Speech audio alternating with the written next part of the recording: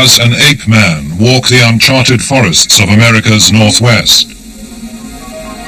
What unknown monster of the sea grappled with this U.S. Navy frigate in South American waters? Why did people raise up this enormous circle of stones in Orkney 4,000 years ago? Who drew this giant, the largest figure in the world, on Chile's loneliest mountain? What hands fashioned the skull of doom? Does it bring death? Why do stones move by themselves in California's Death Valley? Mysteries from the files of Arthur C. Clarke, author of 2001 and inventor of the communication satellite. Now in retreat in Sri Lanka, after a lifetime of science, space, and writing, he ponders the riddles of this and other worlds. Mysteries have intrigued and amused me ever since I was a child and read stories of fishes falling from the heavens, of giant sea monsters attacking ships, and luminous shapes moving through the skies. Over the years, I have classified them in order of strangeness as mysteries of the first, second, and third kinds. Even in this small island, there are extraordinary things on every side. 1,500 years ago, the king of Sri Lanka built this fantastic staircase. Why? We can only guess. This was a lost world for 1,000 years. We may never know its purpose. What made a tyrant king create this palace with its pleasure gardens in the sky? For me, it's a starting point in a journey through our mysterious world.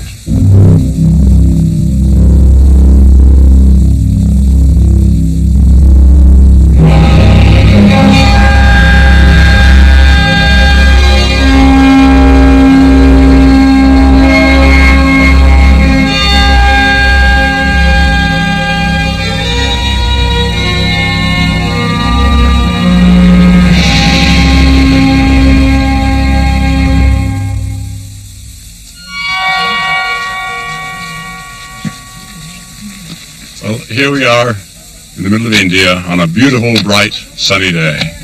Yet we're waiting for one of the most awe-inspiring phenomenon that the whole natural world can show, a total eclipse of the sun. A splendid example of a mystery of the first kind. In a few minutes, this brightly lit landscape will become perfectly dark. But of course, this still terrifies many people, and indeed even to a modern civilized man, it's quite an awe-inspiring experience. We know that the sun is 400 times bigger than the moon, but also 400 times further away. So by this very strange coincidence, the moon can almost exactly cover the sun at certain times of its orbit around the Earth, and that gives us a total eclipse.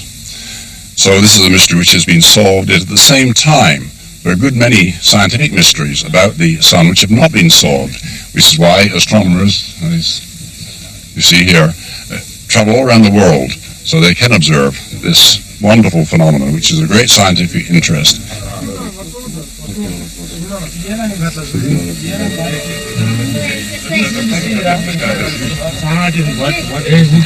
No, it's aluminium foil. Aluminium foil.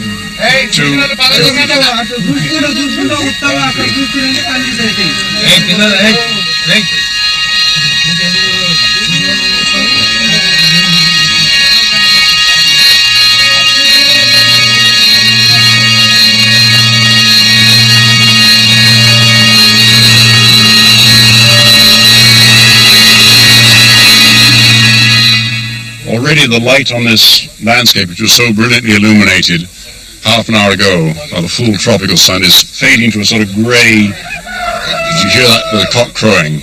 Already the animals know that something strange is happening.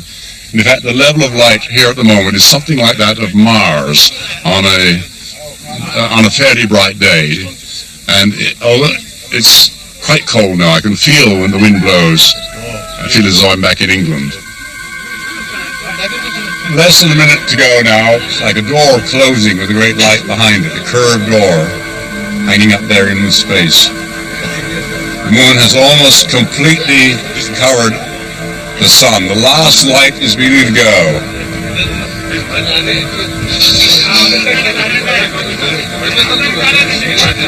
Just a tiny, narrow thread of light, that's all. Here streams around many people who stare at what's happening. The landscape around us fades out. Only the very narrowest thread now. Just a few seconds left. It's going,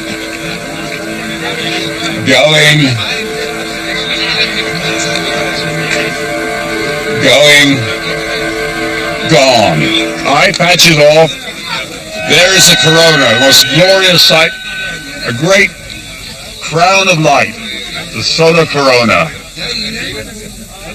There are streamers of light stretching out around it, and very bright bursts of flame near the edge itself. It's still quite bright. We can see the landscape around us, as though it's probably a bright moonlight night as far as the illumination is concerned, because the light from the corona is so intense. I can't see any other stars except Venus and little Mercury. Of course, the longer one looks, the more detail one sees. You can tell that there are enormous magnetic forces at play there because of the way these streamers follow lines like lines of filing around a magnet. Now you can just see the sun coming. It's all ended. A burst of light, the diamond ring, so-called, just a single spot of light as the sun shines through one of the lunar valleys. It does look like a diamond ring in the sky. And now it's all over. That wonderful eclipse is what I call a mystery of the first kind.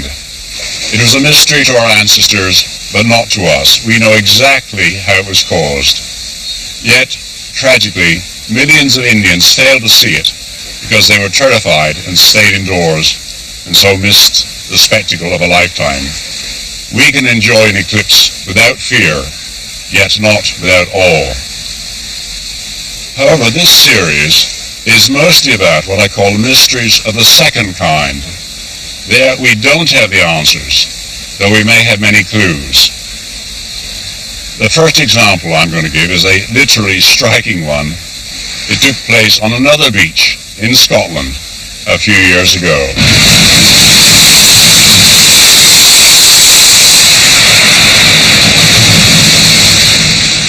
It was in 1966 that a terrifying visitation came to the beach cafe where Mrs. Jean Meldrum and her mother, Mrs. Evelyn Murdoch, were working. I looked up because I heard this noise getting louder and louder, and it was just like a ball of fire. It was like orange in the middle, and it was luminous white round, and it rolled right along the side of the cafe, the wall in the cafe, and it came to the window, and it came out the window. And I came up, lifted up the way to have a look to see what this was, and the thing came out the window and battered across the front of my chest, and then it vanished because I picked the kid up and I went inside because everybody was panicking by this time. But I was sore for days after it, and there was nothing else to see after it had gone, but it was just like a big ball of fire. All of a sudden, the whole kitchen that I was standing in just lit up luminous white. I couldn't understand it. It was very frightening. And then the steaming went on till the beach was empty. The cafe people had all run out the cafe. They ran out like lightning. And the beach attendant, who had a wooden leg, he usually sat on the table just next to the counter. And you never saw him move so quick in all your life. He was gone with the rest. And the following day I discovered the 2 gas jets in the top of the cooker were cracked right through, and we had to send it to the blacksmith in Creole, the local blacksmith, to be repaired. This man, Professor Roger Jennison, who's in charge of Kent University's radio telescope, collects such tales. Indeed, he's had such an experience himself on board Eastern Airlines Flight 539, coming into Washington one stormy night. Well, all of a sudden, just after one of the more intense crashes of lightning, there appeared from the pilot's compartment a most beautiful blue ball, about the size of a football, near enough the size of a football, a lovely thing, which moved at a slow pace, about this sort of speed, down the aisle of the aircraft, a fast walking pace. I could certainly feel no sensation of heat, although it passed at arm's length from my face. I suppose it must have been a few seconds, I can't remember exactly how long thereafter, that the air hostess came clambering up the aisle. She flopped into my lap, she put her arms around my neck, and she said, "Did you see that St. Elmo's fire?" Well, I tried to console her that it wasn't out St. Elmo's fire she'd seen. St. Elmo's fire, by the way, are the beautiful corona that you can see over the tops of the master ships and things like that. But this indeed was ball lightning. We'd indeed been very, very fortunate to see at very close quarters ball lightning actually travelling down the middle of a screened aircraft. Ball lightning is still a major scientific mystery. In fact, until quite recently, many scientists refused to admit that it even existed. In the case of other mysteries of the second kind, we often have quite good films and photographs, yet we are still arguing about their interpretation. Does this film, shot in 1936, show the Loch Ness Monster? Did it surface once more 41 years later to be captured again by the camera? Is this the footprint of the Yeti, the abominable snowman of the Himalayas? And does this shaky film taken in a forest in Northern California really show Bigfoot, another ape man who has so far eluded all his pursuers? This strange light which flew over southern England near Aylesbury remains unidentified, but was it a spacecraft from another planet? This gruesome corpse was trawled up by fishermen in the South Pacific. Is it what it appears to be, an unknown monster of the sea? When the camera seems to capture an African snake twice as long as any ever recorded, or a missing link killed by explorers in South America, or an unknown species of big cat roaming the plains of Africa, can we believe the evidence the film conveys? Apart from the films and photographic evidence for these mysteries of the second kind, there are perplexed and often frightened eyewitnesses who'd like an answer just as much as I would. Water bailiff Alex Campbell reports he's seen the Loch Ness Monster 18 times. His closest encounter came one night as he rowed in a boat with a policeman friend, Constable John Fraser. There was this terrific upsurge of water. Terrific. I knew right away what it was. But poor John Fraser didn't, and he was scared stiff. And he said, "What in the name of heaven is that?" Oh, I said, "Don't worry, John, it's okay. It'll be okay." I said, "It's messy." Well, that calmed him down a bit, but this surge kept going on, and then after what seemed to be 2 or 3 minutes, the surge still going on, we heard it breathing. And it was fantastic itself, that, because it was sounded exactly like a horse that had been running, and it was sounded like this.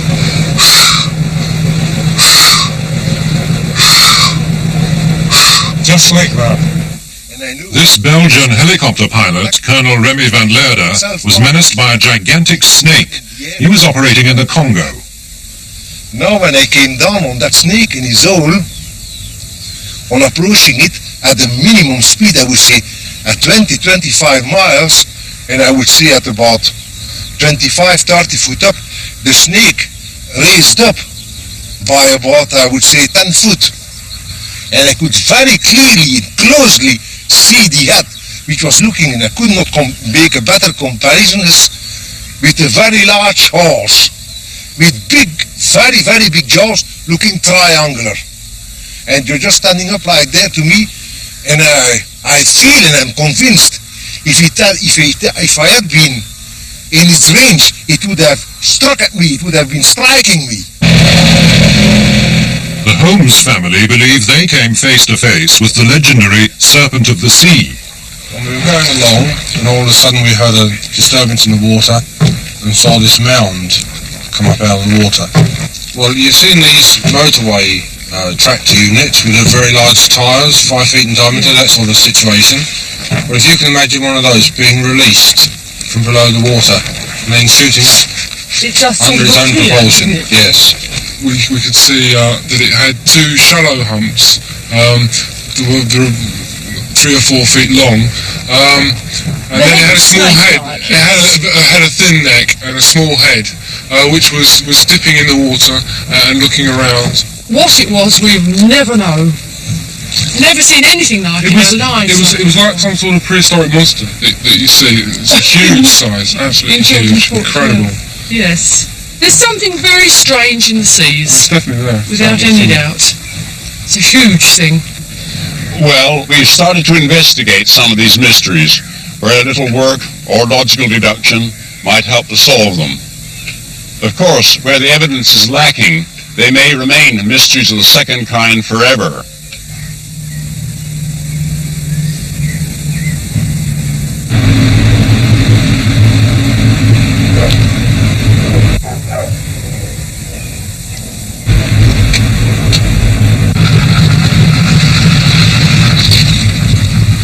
The steamy airport at Palma Sur, set deep in banana country near Costa Rica's border with Panama.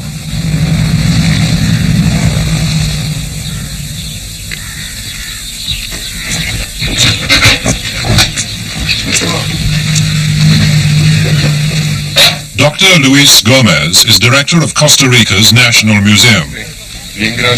He's flown in to hunt for any clue which might explain one of the world's most intractable mysteries, the giant stone balls of Costa Rica. Huge and uncannily perfect spheres, handmade and of unknown origin. They're even beside the airport runway.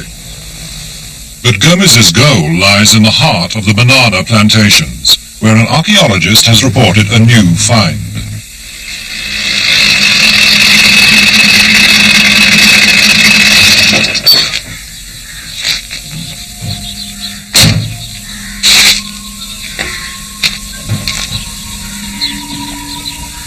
For 50 years since the giant stone balls were first brought to their attention, archaeologists have travelled here hopefully, but none has arrived at any explanation of their purpose or their date.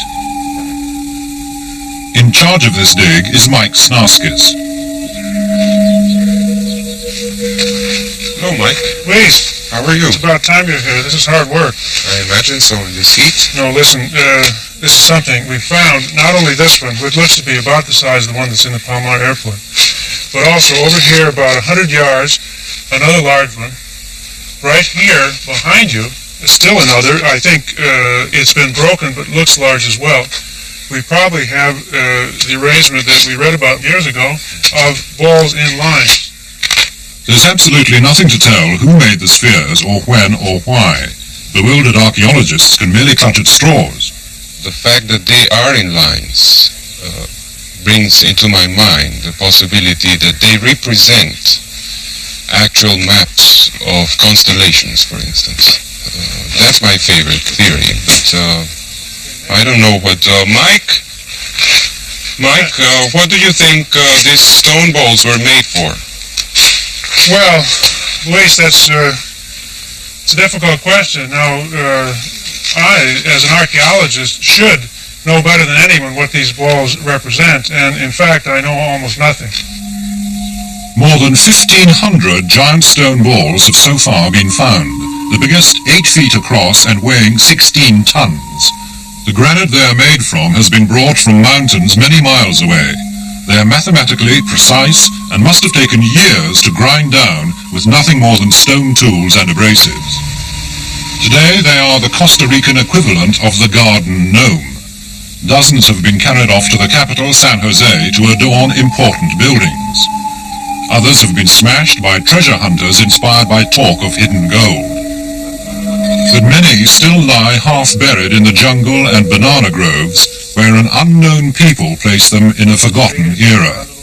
In half a century of painstaking work, not one real clue has emerged to explain the giant stone balls of Costa Rica. As you can see, we know nothing about the stone spheres. They remain and will remain for many years to come a very true mystery.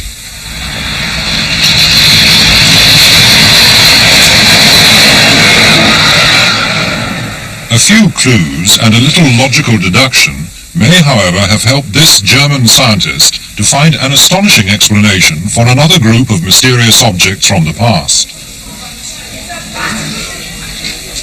Dr. Arne Egebrecht, director of the Hildesheim Museum, took us to Munich, to an exhibition of treasures from ancient Iraq.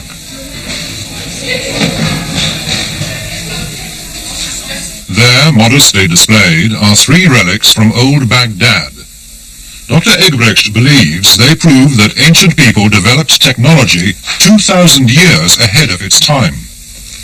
These 3 curious objects were found in 1936 during excavations in Baghdad, in Iraq, and they were found all together, one in the other.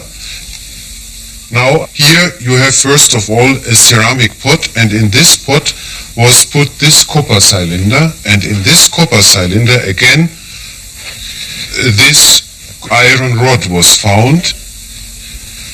On top and on the bottom of this copper cylinder there was found bitumen. And if you take all these things together, this can only mean for a scientist that you have here an electric cell or a battery. The remarkable thing is that these objects are 2,200 years old. That means 2,000 years before electricity was invented in Europe, in Italy. In this experiment, part of an Iron Age fort is recreated in northern Scotland. Under test is an extraordinary claim that the ancient fort builders managed to produce almost incredible temperatures of more than 1,000 degrees centigrade and so melt stones and turn them to impregnable glass. With American Richard Brinkerhoff, we walked on the very lintels of a great stone circle to investigate his theory that Stonehenge was an observatory. And the rude man of CERN may, after many centuries, yield up his true identity. Well, I think he's a Celtic god, really. A sex symbol. We did have one girl that was been married for about 7 years and hadn't managed to have a child, so we told her to go and sit on the giant. Apparently you're supposed to sit up there with your knickers off. I don't know whether she did that or not. But the next spring she was pregnant. I look at him every day. I think he is a sex symbol because he does wonders for me. The secret of who he is may lie in the soil beneath the turf from which the giant is cut.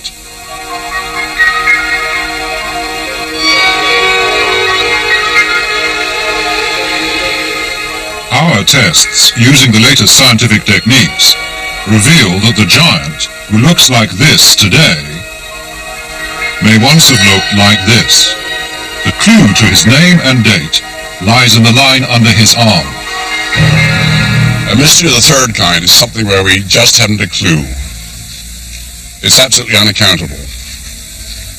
If they exist, psychic phenomena would be mysteries of the third kind. However, some events are so strange that they seem like mysteries of the third kind with no rational answers. But perhaps we can provide some clues. What would you think if this sort of thing happened to you? I was coming up this road, I was coming north, I was just about a block away, when all of a sudden a fish fell right to my the left-hand side of the car. I saw the fish fall out of the sky. I kept driving, I was very amazed, and when I got here, at this location here, the yard was just absolutely covered with fish. And I was amazed, I stopped, and just about that time other people started getting here, and everybody was just amazed at the whole thing and just couldn't believe it, that the fish had just dropped out of the sky. We heard something thudding against the umbrella, and when we looked, to our amazement, it was a shower of frogs, and they still were coming from the skies. There were hundreds of them. Our umbrella was covered, all our shoulders were covered, and as we looked up we could see them coming down like snowflakes.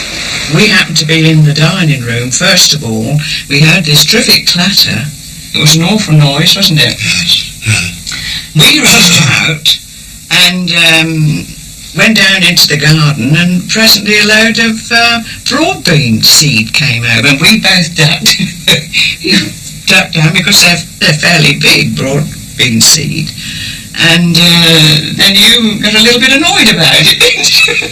Well, I turned round to the wife and I said, well, this is bloody silly. I couldn't help it. Looking around, we found they were in the middle of a shower of hazelnuts coming from the sky. And they were dropping on the cars, falling in the gutter, and I should think there would be as many as we saw, about 350 of them. It was very clear. The sky was blue, and there was one small cloud there, but there was no aeroplanes or anything like that about for them to come down from there. How they came and where they came from, I have no idea, but I have thought that it might be a vortex that sucked them up, but I don't know where you suck up hazelnuts in March. Our universe is such a strange and wonderful place that reality will always outrun the wildest imagination.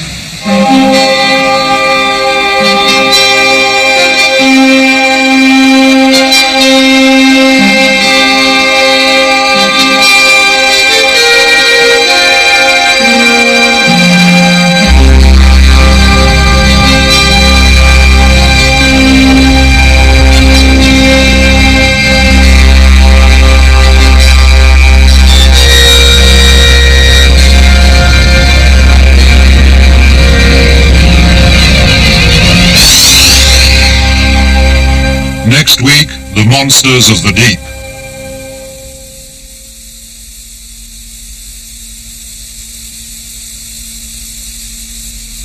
Does it bring death?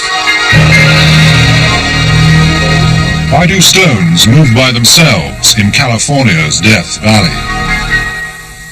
Mysteries from the files of Arthur C. Clarke, author of 2001 and inventor of the communication satellite.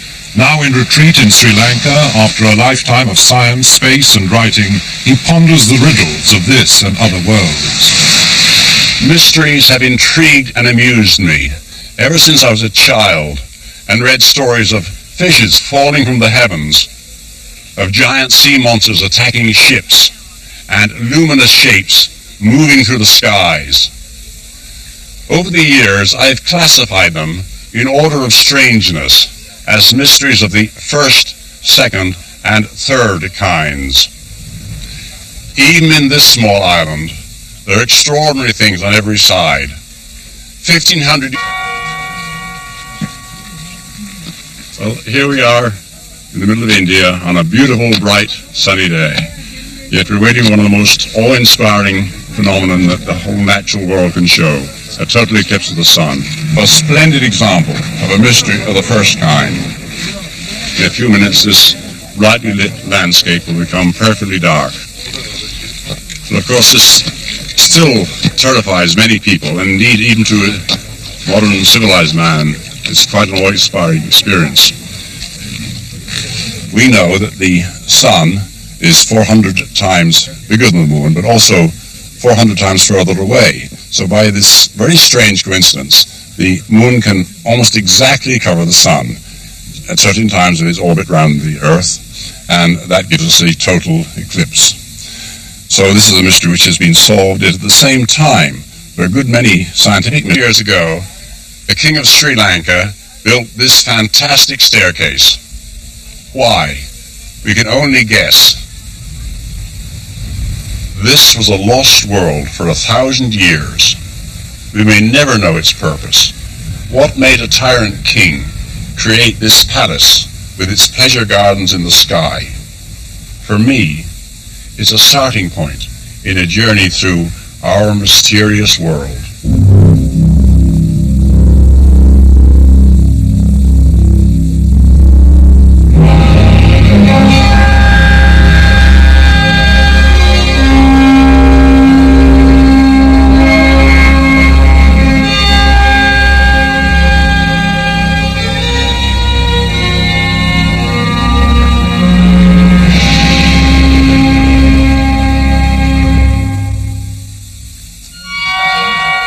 About the sun which have not been solved.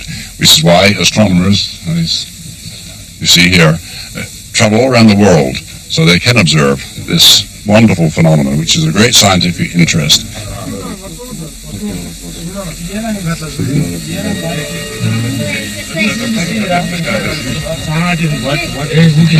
No, it's aluminium foil. Aluminium foil.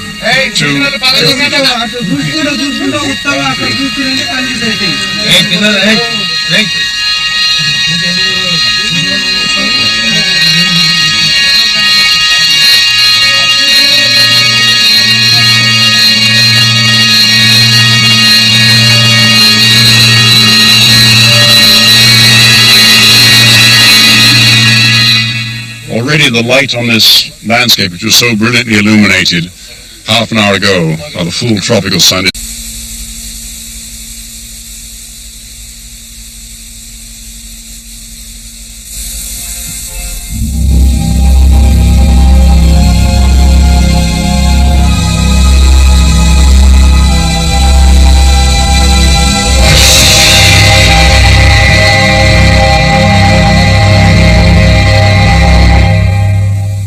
Does an ape man walk the uncharted forests of America's northwest? What unknown monster of the sea grappled with this US Navy frigate in South American waters?